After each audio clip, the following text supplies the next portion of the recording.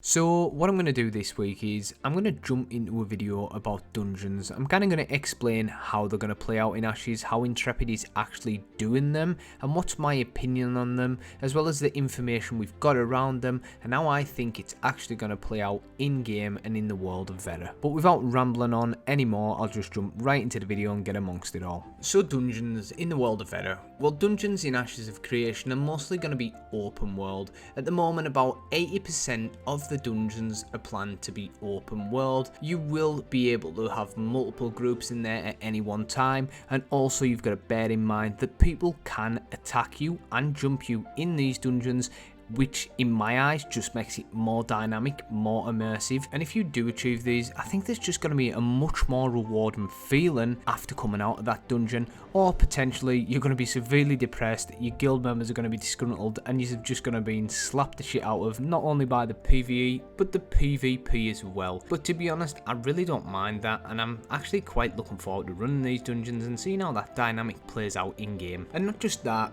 if you're a guy that kind of is just coming home from work, or maybe you're on night shift, or you've got the kids, anything's going on, you know how real life plays out, and you've maybe only got 30 minutes to an hour, with something like this, it is said that even if you've got 30 minutes, if you refer back to the wiki, that you can still get involved. Now, I imagine that basically means that you can pop in, hit some of these mobs up, help some of your friends with certain, or your guild, or just kind of jump in and get some XP in certain areas of that dungeon, and then you can dip out quickly. And I honestly like that, because not everyone has maybe 3, 4, 5 hours, and they want to pop on, and maybe the mate's like, have you got an hour spare, can you jump in and give us a hand? They can dip right in and help you. I think that's quite smart, and I honestly prefer it over other MMOs dungeon systems, if I'm honest. So we have seen the dungeons, and we have seen footage of the dungeons in Ashes of Creation.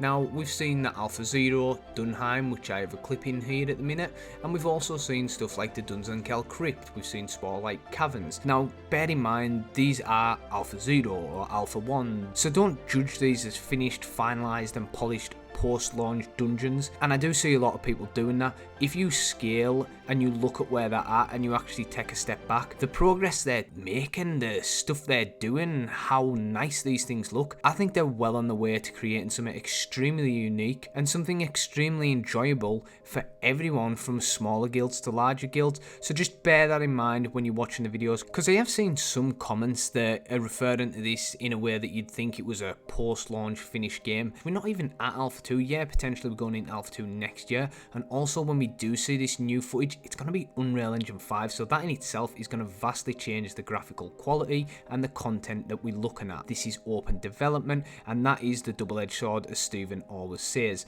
We get to really give feedback, we really get to get involved and help shape this game like no other community has really done before. But the downside of that is some people coming in, first seeing the game and the hype around it, think it's a finished game. So when you see people in these videos maybe walking in lava and not taking damage, and people are saying, oh, that's a bit of a fuck mechanic, it's not a mechanic, it's just not fleshed out yet. So just take that into consideration when watching this, and just trust when we get to Alpha 2 and post-launch, these things will not even be an issue. Now, you may be wondering, because I said 8% of the world is open dungeons, well, what's the other 20% of the world? So there will be smaller instant dungeons, however these will mostly be for solo or group quest lines, or potentially dip into the MSQ, the main story quest line. And as a player or group progresses through the dungeon, it will increase in difficulty. Now, it could affect the mobs, the mob mechanics, the terrain, even environmental dangers. And not only that, the difficulty of the dungeons will adapt based on the performance of the group against the previous bosses in that dungeon, and higher performance early on will increase the difficulty of the bosses that follow on as you go through the dungeon. So you're probably thinking, like I was, well, why not go in and then we'll do shit at the beginning? We'll deliberately underperform, so by the time we get to the end bosses, we can accurately perform and actually play the game properly, and we'll just cheese it and we'll just smash the shit out of this boss, and it'll just be easy loot and it'll just be easy XP. So how is Intrepid gonna counteract people choosing it this way?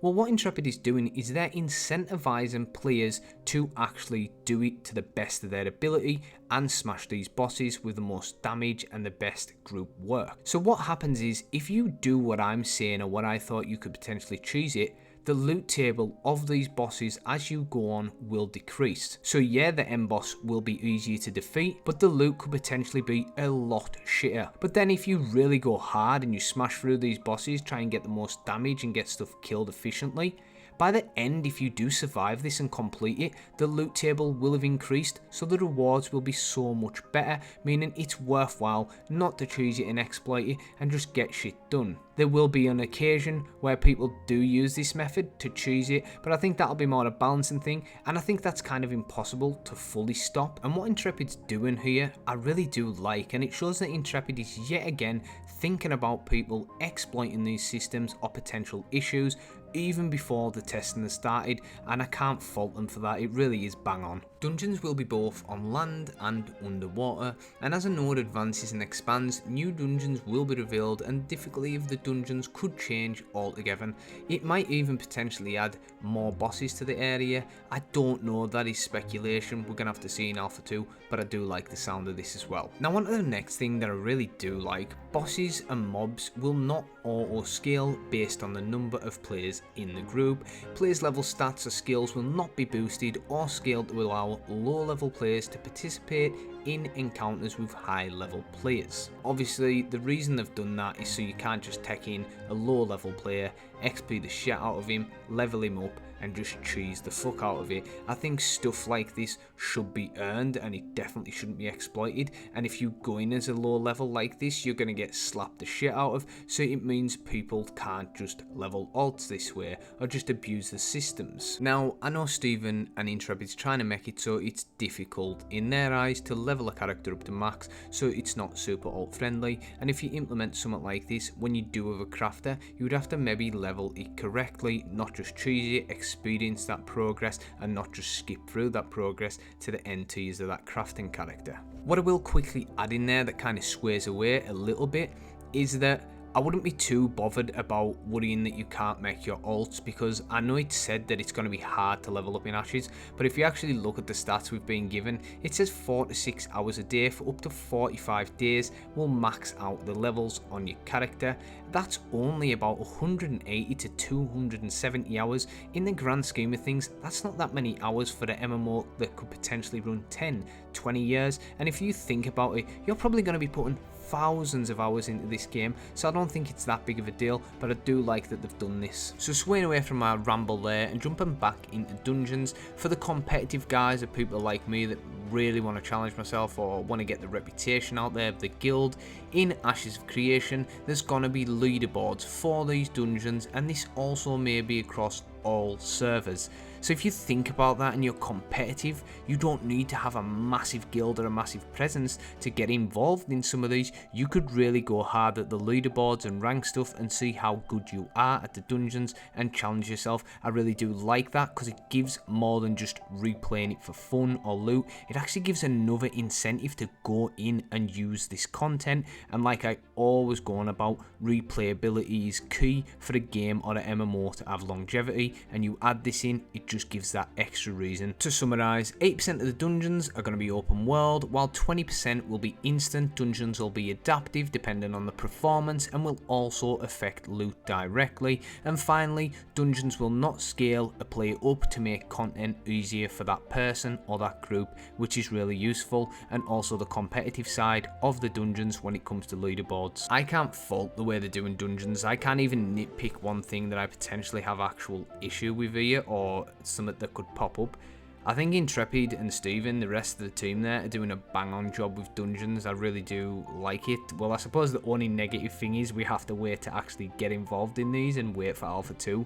But, you know, the longer we wait, the more time they have to develop the game and progress in these things. So I'm happy doing that.